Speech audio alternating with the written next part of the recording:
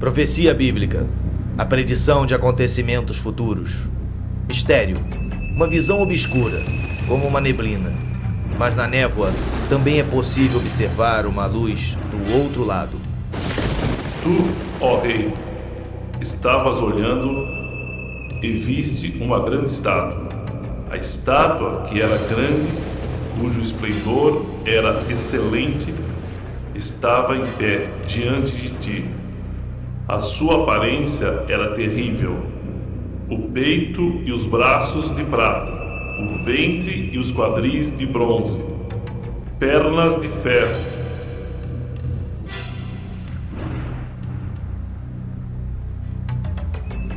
Estavas vendo isto quando uma pedra foi cortada sem auxílio de mãos. Este é o sonho e também a sua interpretação. Diremos ao rei. E para onde caminha a tecnologia? Será que o microchip resolverá os problemas do mundo e dará a todos mais tempo para gozarem a vida? Ou estará abrindo caminho para os olhos sempre vigilantes do Big Brother? A internet promete facilitar a nossa vida, conectando-nos a milhões de pessoas em todo o mundo, mas será que com isso estará fragmentando a família e destruindo a privacidade? Segundo uma recente pesquisa, 6 em cada 10 norte-americanos consideram que o fim do mundo acontecerá num futuro não muito distante. 49% acreditam que haverá o anticristo e 44% acreditam na batalha final do Armagedon. Haverá um Armagedon? De acordo com a Bíblia, sim, mas não agora. Antes virão alguns acontecimentos catastróficos descritos detalhadamente nas profecias do Antigo e do Novo Testamento. Espantosamente, dos 66 livros da Bíblia, que incluem o Antigo Testamento judaico e o Novo Testamento cristão, 18 são dedicados apenas a predições de acontecimentos futuros, e quase que 1 de cada 2 livros contém alguma profecia significativa. Israel, o berço da profecia. Mais profetas andaram por este poeirento pedaço de terra, que tem aproximadamente 80 km de largura e 400 km de comprimento, do que em qualquer outro lugar da face da terra.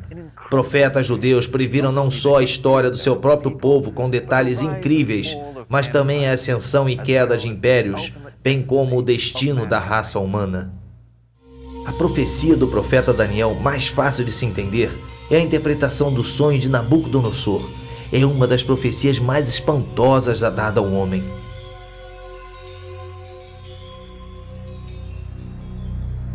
O rei sonhou com uma grande imagem cuja cabeça era de ouro, o peito e os braços de prata, o ventre e os quadris de bronze,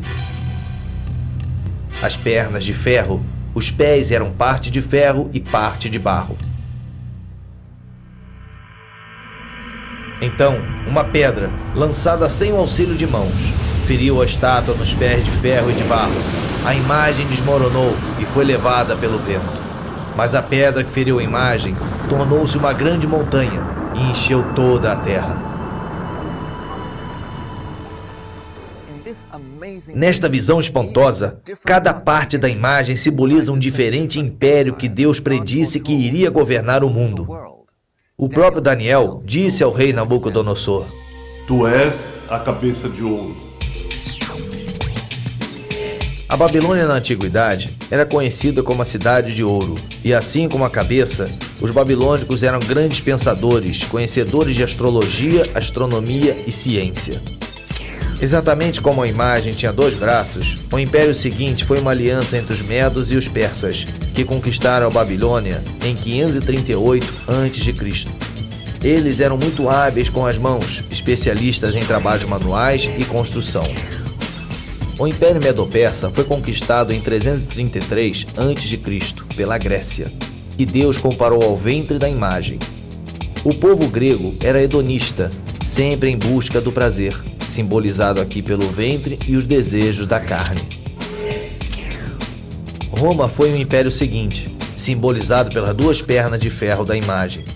Foi o mais forte de todos, governando o mundo com mão de ferro.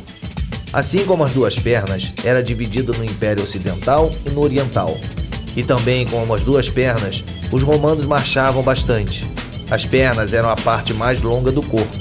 E de todos os impérios mundiais, Roma foi o que governou por mais tempo, quase 1000 anos. Desde então, o mundo tem estado dividido em vários outros impérios, mas nenhum forte o suficiente para governar o mundo inteiro.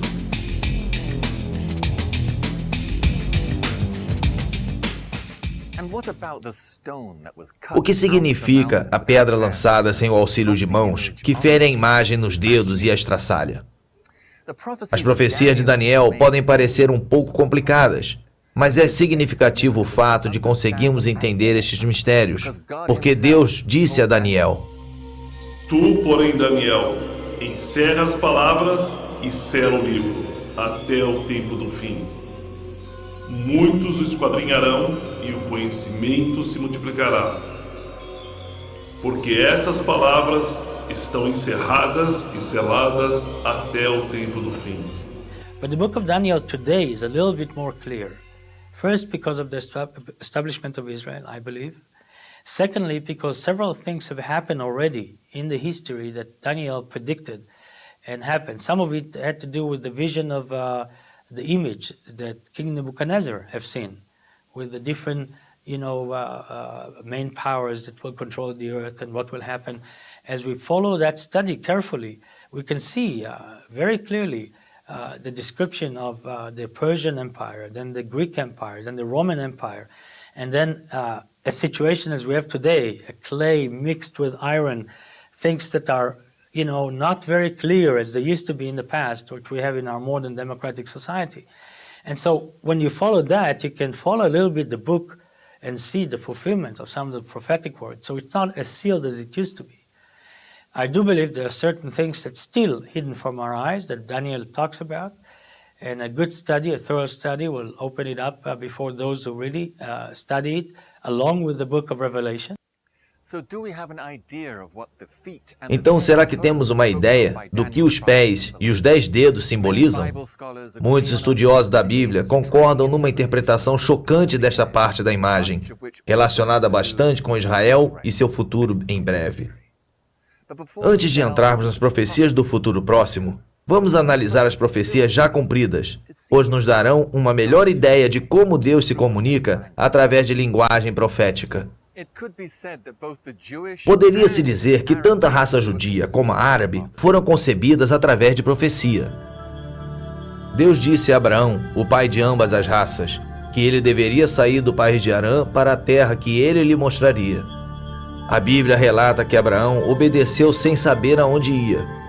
Deus prometeu-lhe: Eu multiplicarei a tua semente como as estrelas do céu e como a areia do mar. Uma aparente impossibilidade, pois não só sua esposa Sara era estéril, mas ela já tinha 90 anos de idade. Sendo assim, o primeiro filho de Abraão, Ismael, nasceu de uma mulher egípcia chamada Agar, serva de Sara. Ismael se tornou o pai das 12 nações árabes, que hoje estão espalhadas pela Ásia e África. No versículo 20 do capítulo 17 do Gênesis, Deus fala sobre Ismael.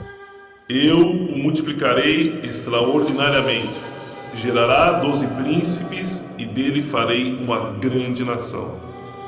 A minha aliança, porém, estabelecerei com Isaque, que Sara te dará neste tempo, daqui a 1 ano. No ano seguinte, aos 91 anos de idade, Sara deu à luz a Isaque, que se tornaria o pai de Jacó, cujos 12 filhos seriam os patriarcas das 12 tribos judaicas.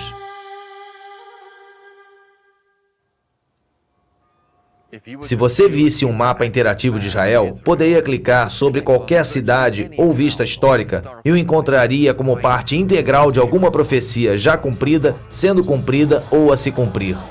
E nada melhor do que a velha cidade de Jerusalém, a capital religiosa do mundo através das eras e o centro das 3 maiores religiões mundiais. Esta é a Porta de Sião, situada na cidade de Jerusalém e construída por Davi, o menino pastor que tornou-se rei.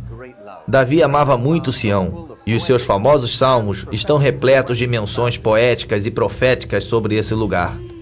Agora o seu corpo descansa neste túmulo, no lugar que ele tanto amava.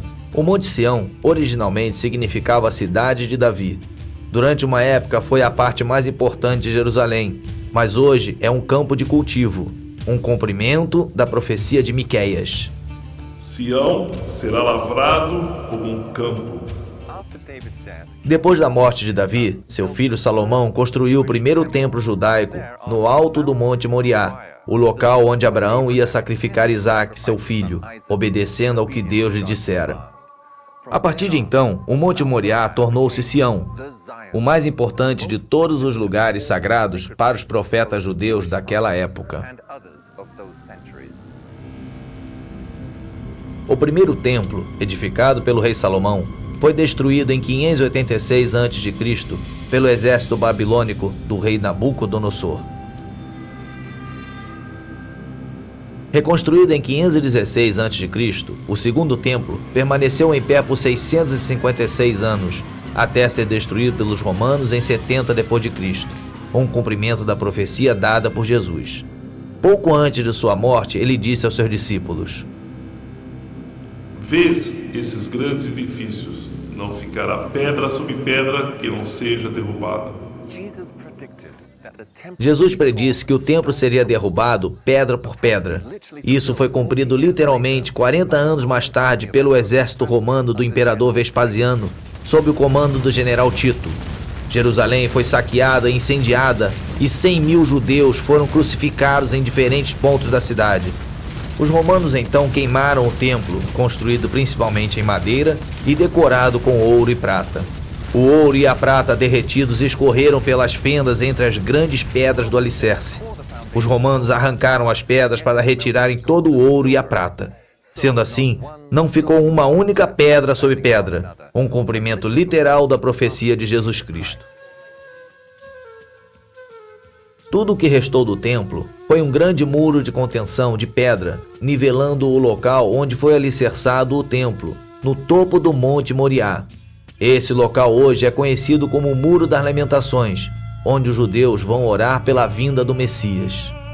Depois que Jerusalém foi saqueada pelos romanos em 70 d.C., o povo judeu dispersou-se por todas as nações da terra, a diáspora profetizada por Moisés no livro de Levítico. Espalhar-vos-ei entre as nações, e desembainharei a espada atrás de vós. A vossa terra será assolada, e vossas cidades ficarão desertas. Por quase 1.900 anos, eles se agarraram às muitas profecias nos escritos sagrados do Antigo Testamento, de que um dia eles retornariam. Este é provavelmente o imóvel religioso mais explosivo do mundo. Monte Moriá, o local sagrado onde durante toda a história judaica os judeus fizeram os sacrifícios de animais. Segundo a tradição islâmica, foi dali que o profeta Maomé ascendeu ao céu no século VII, e de acordo com a profecia, aqui é onde será construído o terceiro templo judaico.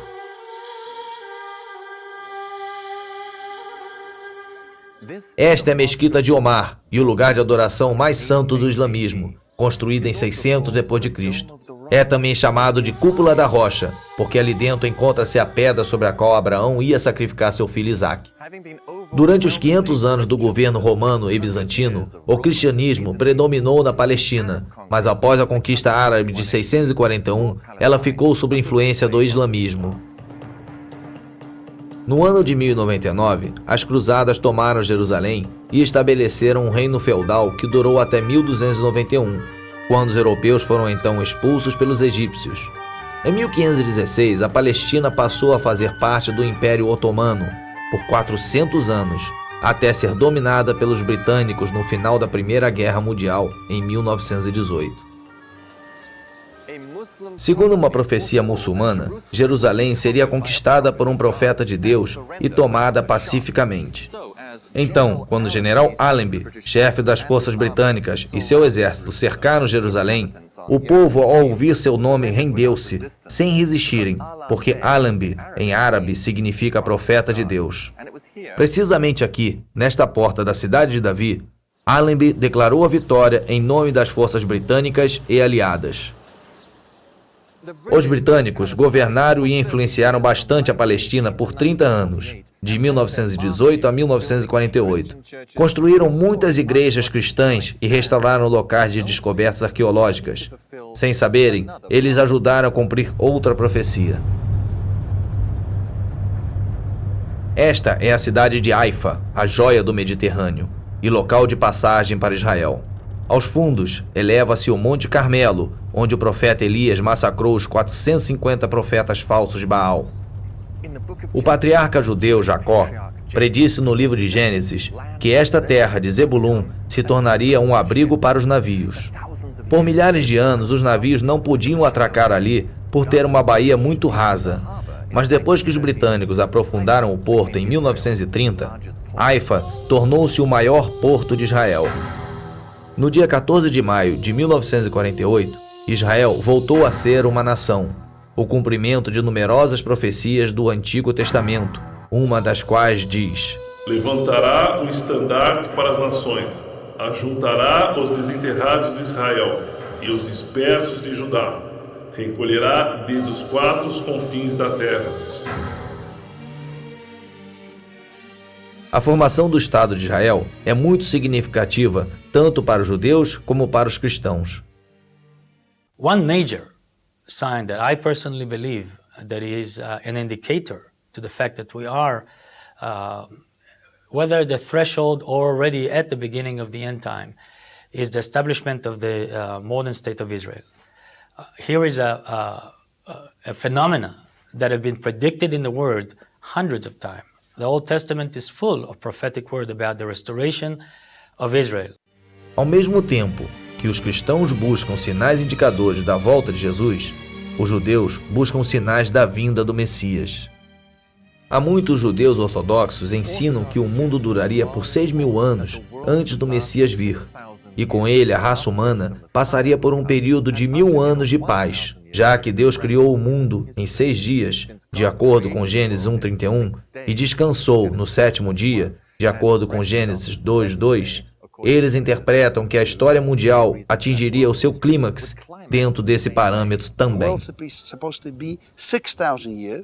The first 2,000 is until Abraham. When Abraham was 52 years old was the first 2,000. Then he had a covenant with God that will be his God and will give him the land. The second 2,000, the middle 2,000 was from between 2 to 4 is the 2,000 where the prophecies are being written. The Bible and all, the entire Bible. The last 2,000 is from the destruction of the second temple. It comes, by the way, by the date to the year. Another time we have to explain that.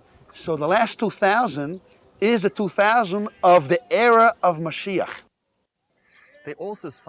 Eles citam o Salmo 94, que diz: porque 1.000 anos ao teu lado são como ontem quando passam.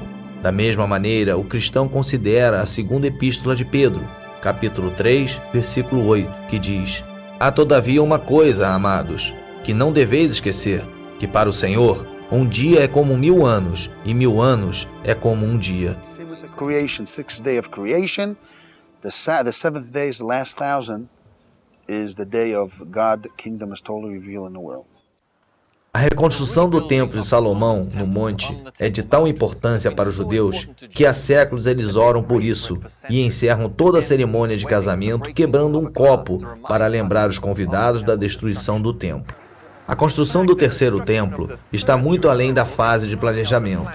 Aqui, no meio de uma rotatória construída pela Prefeitura de Jerusalém, não muito longe do portão de Damasco, da velha cidade, é onde muitos consideram ser o local para a pedra angular do novo templo. The Bible tells us, "And you shall make for me a sanctuary that I will dwell among you."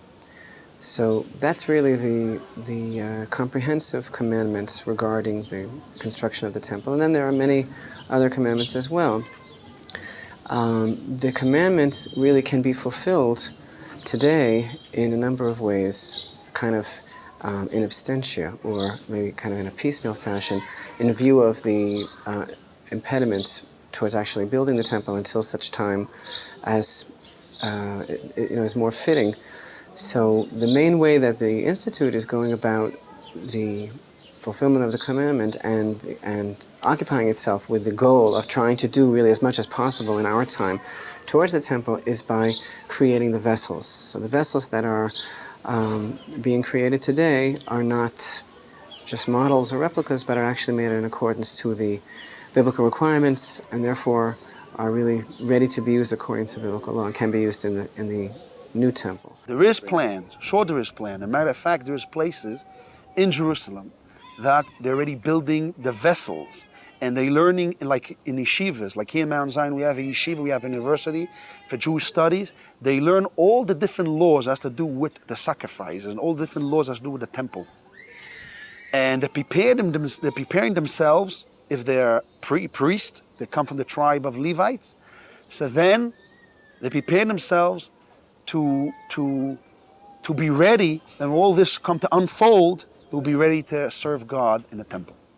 We believe that this is the destiny of the Jewish people and that we are commanded to be occupied with the building of the temple, just as we are commanded to sanctify God's name in every other way. So no, we're not really waiting for the Messiah. We don't feel that his arrival is a prerequisite for the building of the temple. Contudo, a reconstrução é inviável, porque para isso a mesquita de Omar teria que ser demolida, e isso daria início a uma guerra santa entre judeus e árabes.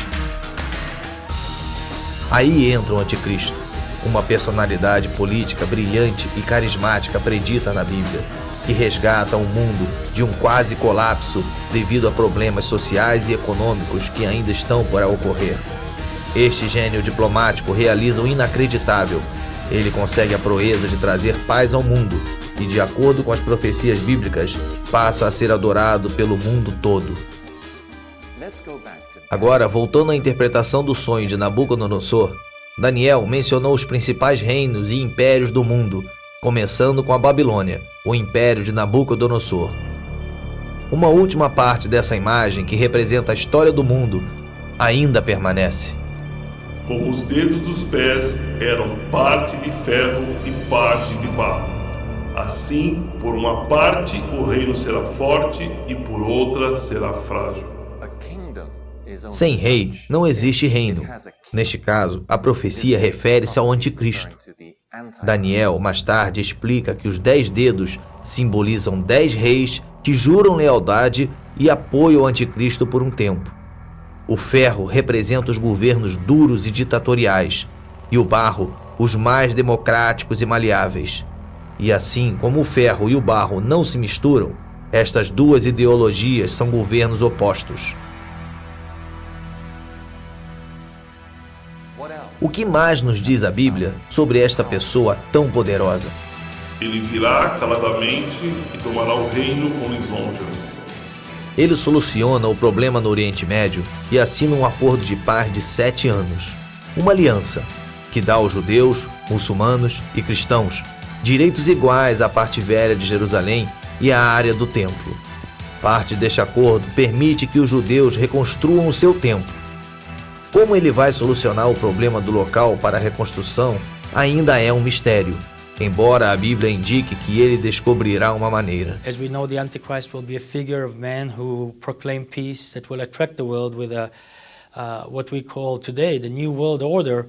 Very similar kind of concept, a new world order of peace and harmony and tranquility, of living together. That person will be very attractive, probably very intelligent, and very well able to communicate, where he will attract people to believe in the peaceful solutions that he will bring to humanity. E ele confirmará uma aliança com muitos por 7 anos.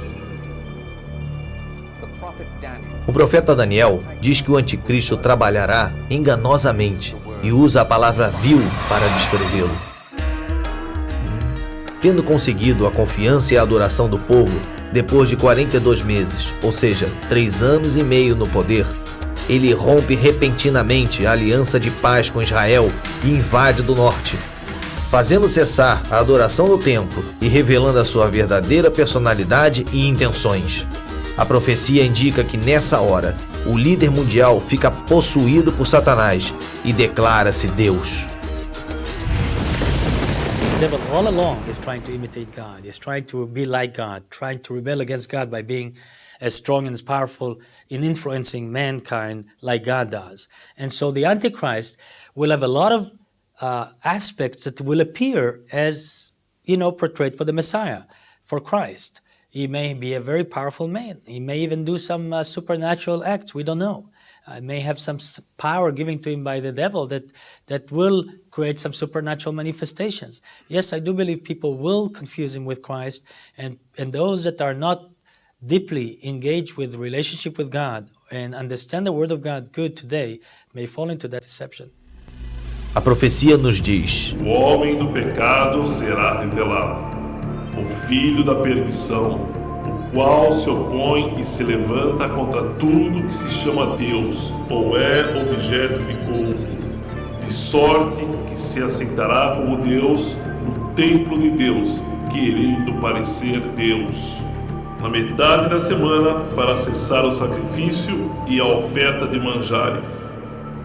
Foi ali, no Monte das Oliveiras, que Jesus acrescentou uma instrução muito clara em relação à profecia de Daniel, dizendo aos seus seguidores como agir quando o anticristo fizesse cessar o sacrifício no templo e estabelecesse a abominação da desolação, ou seja, a sua própria imagem como um Deus, em algum ponto do lugar santo, no templo neste monte.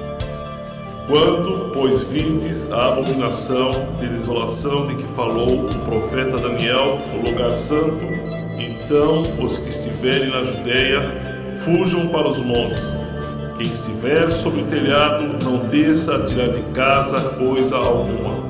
E quem estiver no campo não volte atrás para pegar a sua capa. Porque nesse tempo haverá grande tribulação, como desde o princípio do mundo até agora não tem havido, nem haverá jamais. Esta abominação da desolação, descrita pelo profeta Daniel e Jesus, é também chamada de imagem da besta, no livro do Apocalipse. Com base no que a profecia descreve, poderia ser uma máquina computadorizada, que pode falar e mandar matar qualquer pessoa, em qualquer lugar que se recuse a adorá-la. Este rei fará conforme a sua vontade, e se levantará e se engrandecerá sobre todo Deus, e falará coisas espantosas contra o Deus dos deuses. Não terá respeito aos deuses de seus pais, nem ao desejo de mulheres, nem a qualquer Deus, porque sobre tudo se engrandecerá. Aí é que o anticristo insiste em que todos recebam a marca da besta. Talvez um chip implantado na testa ou um número de identificação na mão que lhe permitiria comprar ou vender e sem o qual não se poderia fazer nenhuma transação comercial. A todos, os pequenos, os grandes, os ricos e os pobres, os livres e os escravos, faça que lhe seja dada certa marca sobre a mão direita ou sobre a fronte, para que ninguém possa comprar ou vender, senão aquele que tem a marca, o nome da besta ou o número de seu nome. Ora, esse número é 666. Pela primeira vez na história, existe uma infraestrutura tecnológica para um ditador mundial se encaixar numa sociedade ao estilo Big Brother, sem dinheiro. O papel moeda está desaparecendo e sendo substituído por cartões de plástico com uma faixa magnética ou chips. Mas nem todos serão engodados pelo anticristo. Ele não conseguirá estabelecer o seu governo mundial completamente. Daniel prediz que algumas nações se rebelarão e se recusarão a adorá-lo ou receber a marca, principalmente nações cristãs, judias e muçulmanas, a maioria das quais rejeita a adoração a ídolos. O anticristo reage iniciando a pior perseguição em massa em toda a história. Sobre isso, Jesus diz: Se aqueles dias não fossem abreviados, nenhuma carne se salvaria, mas por causa dos escolhidos serão abreviados. Esta caçada humana, semelhante à perseguição romana contra os primeiros cristãos, só que muito pior, vai durar 3 anos e meio e é conhecida como a Grande Tribulação. Então aparecerá no céu o sinal do Filho do Homem, e todos os povos da terra se lamentarão e verão o Filho do Homem vindo sobre as nuvens do céu, com poder e muita glória. E ele enviará os seus anjos com grande clamor de trombetas, os quais ajuntarão os seus escolhidos desde os 4 ventos, de uma a outra extremidade dos céus. 3 anos e meio depois que o anticristo estabelecer a sua imagem, Jesus voltará nas nuvens, onde todo o olho o verá. Ele reunirá aqueles que lhe permaneceram fiéis através da grande perseguição do anticristo, literalmente tirando-os da terra e indo ao seu encontro nas nuvens. Com os seus fiéis a salvo, começa então o juízo de Deus contra o anticristo e seus seguidores.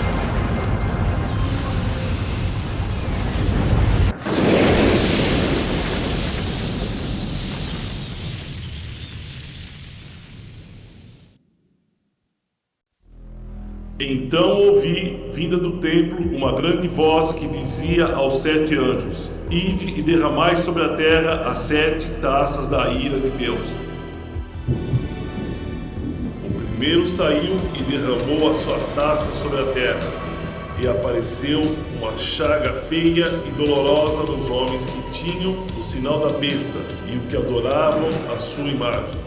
O segundo anjo derramou a sua taça no mar, que se tornou em sangue como de um morto, e morreram todos os seres viventes que estavam no mar. O terceiro anjo derramou a sua taça nos rios e nas fontes das águas, que se tornaram em sangue. O quarto anjo derramou a sua taça sobre o sol, e foi-lhe permitido que abraçasse os homens com fogo. Os homens foram abrasados com grande calor, e blasfemaram contra o nome de Deus, que tem poder sobre essas pragas, mas não se arrependeram para lhe darem a glória. O quinto anjo derramou a sua taça sobre o trono da besta, e o seu reino se fez tenebroso. Os homens mordiam as suas línguas de dor, e por causa das suas dores e das suas chagas, blasfemaram contra o Deus do céu e não se arrependeram das suas obras. O sexto anjo derramou a sua taça sobre o grande rio Eufrates, e a sua água secou-se, para que se preparasse o caminho dos reis do Oriente. Então os ajuntaram no lugar que em hebraico se chama Armagedon.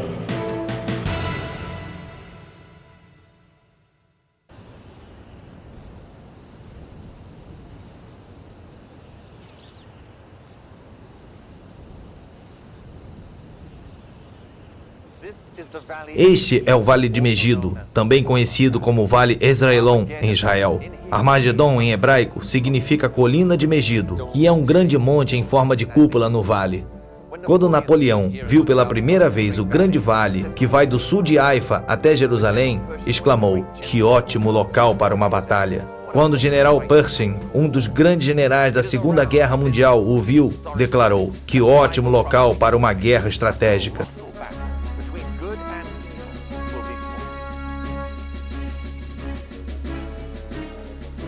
É ao redor deste monte histórico que a profecia bíblica indica que será travada uma batalha colossal entre o bem e o mal. Os exércitos do Senhor no céu preparam-se para a batalha. Enquanto o anticristo está envolvido na batalha, Jesus e os seus filhos ressuscitados surgem com uma invasão celestial. O anticristo vira suas armas contra o exército celeste e inicia uma batalha como nunca houve na terra, a Batalha de Armagedon.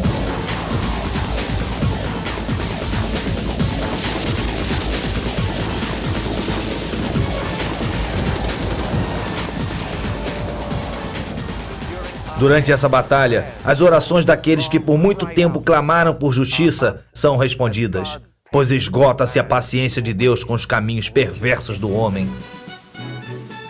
Já se ouve a gritaria da multidão sobre os montes, semelhante a de um grande povo, a voz do rebuliço de reinos e de nações já congregados.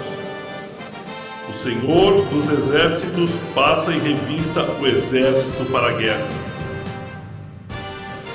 Já vem de uma terra distante, desde a extremidade do céu, o Senhor e os instrumentos da sua indignação para destruir toda aquela terra. Farei cessar a arrogância dos atrevidos e abaterei a soberba dos cruéis.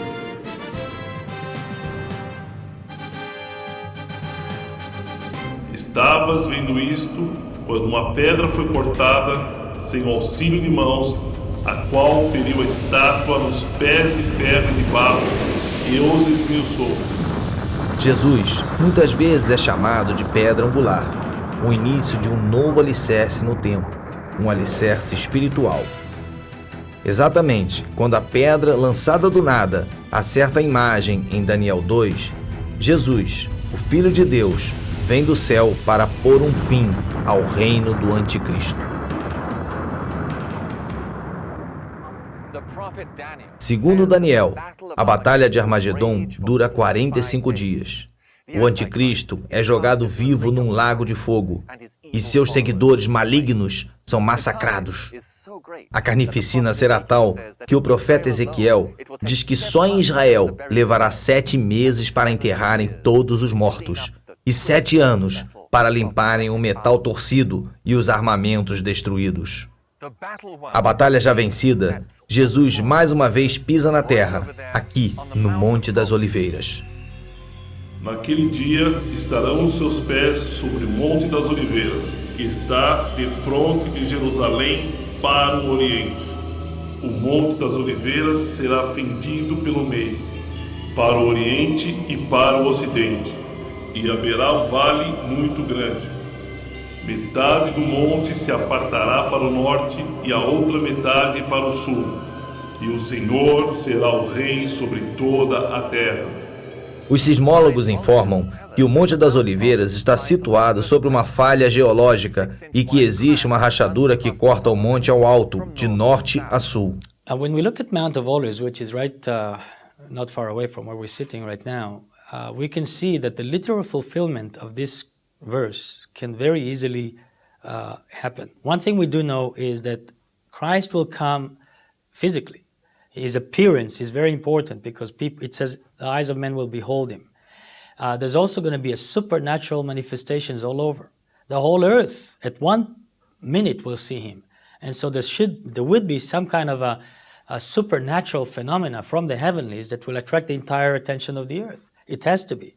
And then those who will live around here, specifically this verse is for them, they probably will see some manifestations on the Mount of Olives and Christ that are different than if I look today at Mount of Olives and see the mountain sitting there in its tranquility and, peaceful fashion. I'm sure it will be different then. There will be a lot of commotion. There will be a lot of supernatural manifestations that God will reveal himself through Christ, and Christ himself will come and will land, I believe, right on the Mount of Olives. And then, of course, we have there a large graveyard right now of many people, even David's tomb and others that believe that because Christ or the Messiah, the Jewish people, even non-Christians, believe the same way, that when Christ or the Messiah will come, those will be the first to be resurrected because they are buried in Mount of Olives or close to the Mount of Olives. And so again, there will be a lot of the resurrection part. There will be the commotion of his arrival. There may be the split of the mountain. All the functions of the heavenlies, sun, moons, and stars will take different shape. And so we are expecting real dramatic moments around here. Esta é a porta dourada, por onde Jesus passou na última vez que entrou em Jerusalém, quando o povo clamou: Hosana, Hosana ao filho de Davi. E o receberam e aclamaram como um rei. Agora está todo murado, como podem ver. Dizem que um dos governantes muçulmanos de Israel lembrou-se da profecia de Maomé no Alcorão, que diz que quando Jesus voltar, ele entrará por essa porta para tomar a cidade de Jerusalém e reinar como rei dos reis. Temerosos com a possibilidade de Jesus tomar o seu trono, ele construiu um muro e fechou o portão para tentar impedi-lo de entrar. Fazendo isso, ele cumpriu a profecia de Ezequiel. Esse portão será fechado e não se abrirá, e nenhum homem passará por ele, porque o Senhor, o Deus de Israel, por ele passou. Portanto, será fechado. E o que pensar da última parte da profecia, no livro de Daniel, depois que a pedra derruba a imagem? Então foi juntamente esmiuçado o ferro, o barro, o bronze, a prata e o ouro, os quais se fizeram como a palha das eiras no estio, e o vento os levou, e não se achou lugar algum para eles. Mas a pedra que feriu a estátua se fez um grande monte e encheu toda a terra. Esmiuçará e consumirá todos esses reinos, e será estabelecido para sempre. Esta pedra, atingindo a imagem, significa o fim dos reinos do homem e seu governo na terra. Compare esta pedra com os versículos seguintes e a interpretação fica bem clara. Virão muitos povos e dirão: vinde, subamos ao monte do Senhor, a casa de Deus de Jacó.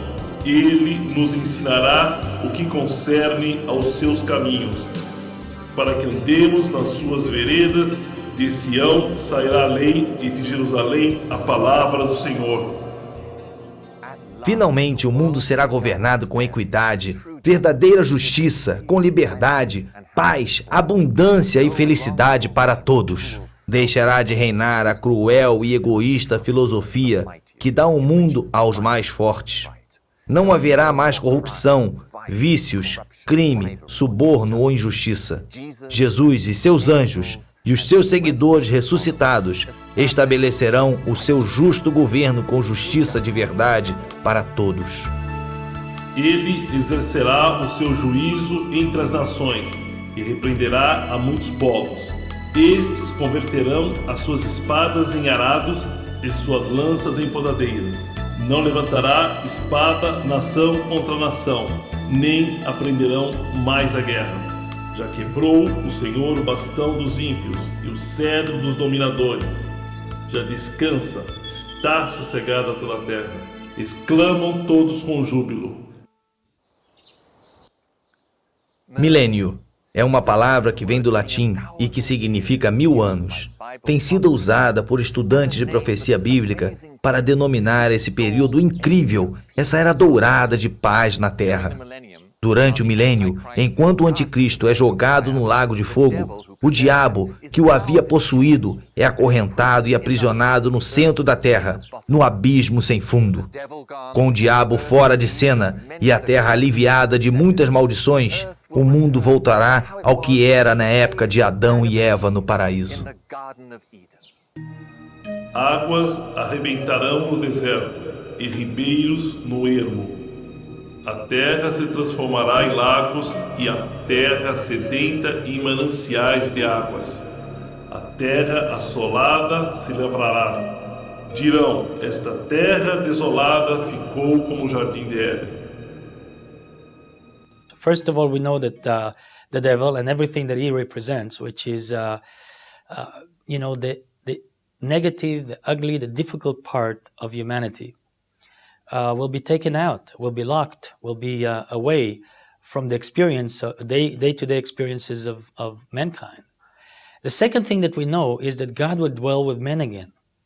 It gives me back the picture of Garden of Eden. God was walking in the garden. Adam and Eve are there. It was a natural relationship between them. It wasn't like today you have to go somewhere, to the ends of the earth to go to a revival where people say the Spirit of God is moving and, you need to go to Toronto, you need to go to different places to get that spiritual.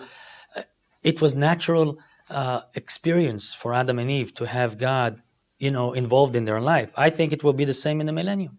God will be part of our life in all the aspects of our life, and it will not be something religious. It will be natural. It will be a beautiful relationship of love and harmony between man and God. Brincará a criança de peito sobre a toca da áspide, e já o desmamado meterá a mão na cova do basilisco. Morará o lobo com o cordeiro, o leopardo com o cabrito se deitará, a vaca e a ursa pastarão juntas. Seus filhos juntos se deitarão e o leão comerá palha como boi. Humanity will not be an enemy to each other. A lion and a lamb cannot dwell together today. But also in Yugoslavia, for example, the Serb and the Albanians cannot live together, and in Turkey, the Kurdistan people and the Turkish cannot live together, and in Israel, the Arabs and the Jews cannot live together. In other words, the same picture that we see of the animal world, that this violent action for survival and all this aggression between certain groups of animals to others, we see that in humanity in a different way. Since in the millennium, the whole concept of humanity will be different.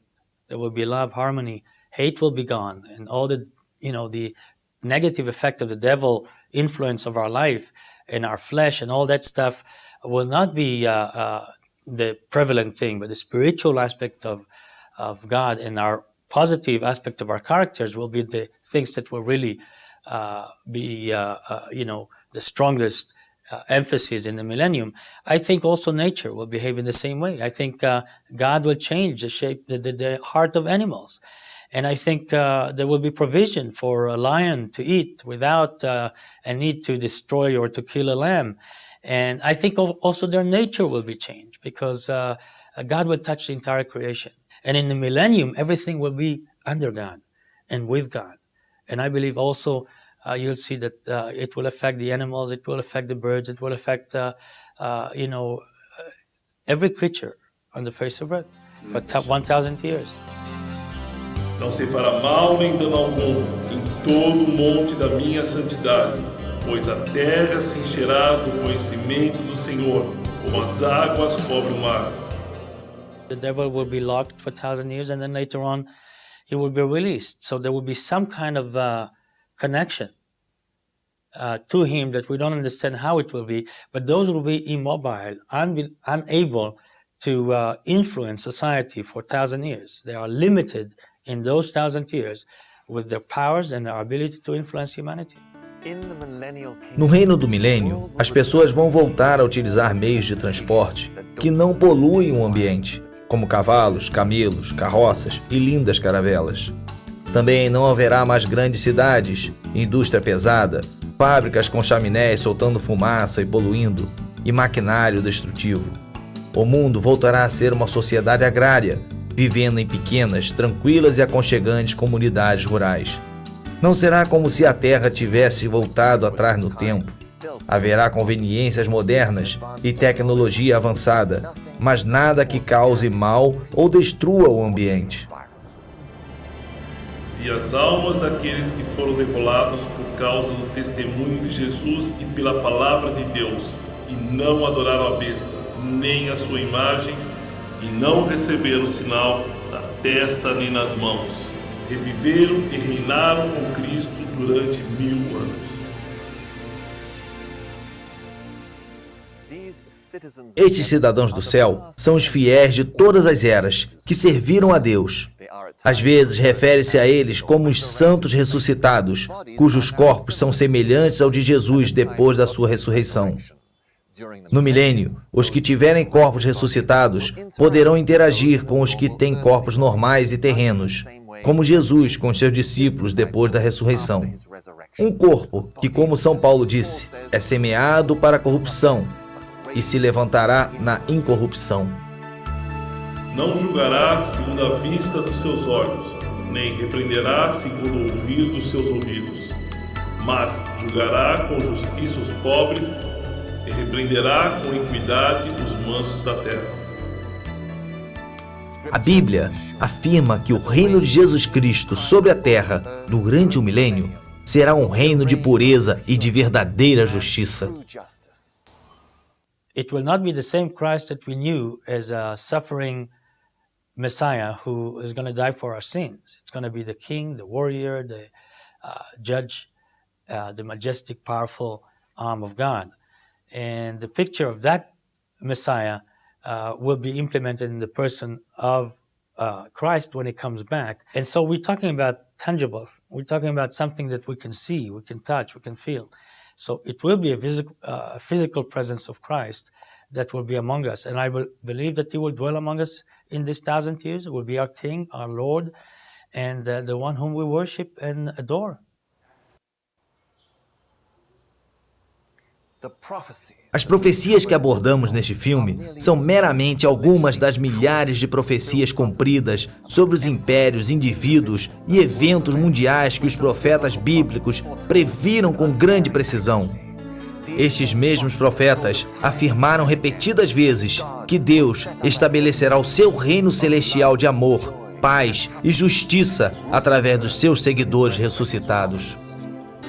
O reino e o domínio e a majestade dos reinos debaixo de todo o céu serão dados ao povo dos santos do Altíssimo. O seu reino será um reino eterno, e todos os domínios o servirão e lhe obedecerão. Deus tem dado ao homem a sua chance de tentar resolver os seus próprios problemas e trazer paz e felicidade ao mundo. E se Deus não interferisse nesta última hora da história, o homem provavelmente destruiria a terra completamente e se aniquilaria. Por isso, Jesus profetizou que nos últimos dias, a menos que aqueles dias fossem abreviados, nenhuma carne seria salva. Na verdade, a Bíblia diz que o mundo irá de mal a pior, mas também promete que quando o homem alcançar o seu limite, Deus interferirá e restaurará a terra a uma condição idílica, pela qual milhões continuam a orar todos os dias. Pai nosso que estás no céu, santificado seja o vosso nome. Venha a nós o vosso reino, e seja feita a vossa vontade, assim na terra como no céu. O pão nosso de cada dia nos dai hoje. Perdoai as nossas ofensas, assim como nós perdoamos a quem nos tem ofendido. E não nos deixeis cair em tentação, mas livrai-nos do mal. Porque vosso é o reino, o poder e a glória para sempre. Amém.